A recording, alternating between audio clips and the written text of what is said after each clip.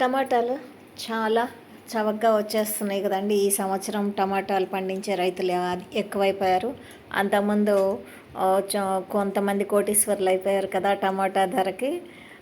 So ఈసారి అందరూ వేసేసరికి టమాటాకి చాలా తక్కువ రేట్ అయిపోయింది.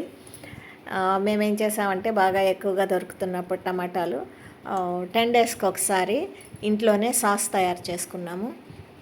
చిన్నుల్లిపాయలు, 2 ఎండుమిరపకాయలు, అందులోనే ఉప్పు, అది పసుపు కొంచెం వేసుకొని బాగా ఉడికించేసుకొని బాగా దగ్గర పడిన తర్వాత దాన్ని ఫిల్టర్ చేసేసి సాస్ని తయారు చేసుకున్నాము. ఇది మనకి ఇంట్లో చాలా టేస్టీగా ఉంటుంది. మనం ఇంట్లో కూడా చేసుకోవచ్చు రెడీమేడ్ సాస్ కంటే కూడా. మేము బ్రెడ్ కూడా ఇంట్లోనే తయారు చేసుకున్నాము. హోల్ వీట్ బ్రెడ్లో 2-3 వెరైటీస్ తయారు చేసాము. ఇది హోల్ వీట్ బ్రెడ్.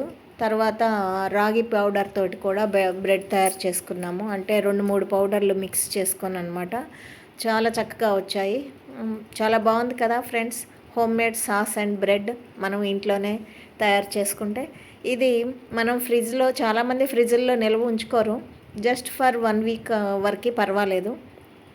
ఇవేం పాడవ్వవు, బయట కూడా ఉంచుకోవచ్చు. కానీ ఏంటంటే ఫ్రిడ్జ్లో ఉంచడం అనేది మనకి కొంచెం అలవాటు వదిలించుకోవటం కష్టమైన విషయం కాబట్టి కొంతవరకు బయట కొనకుండా రెడీమేడ్ పదార్థాలు ఇంట్లోనే తయారు చేసుకుంటూ చీటింగ్ మీల్లో కూడా కొంచెం చీటింగ్ తగ్గించుకుంటూ వస్తున్నాం అనమాట. ఇవన్నీ చీటింగ్ మీల్ కిందకే వస్తాయి. జనరల్గా మనుషులకి 2 టైమ్స్ కుక్డ్ ఫుడ్, 1 టైం వండని పదార్థాలే మంచిది.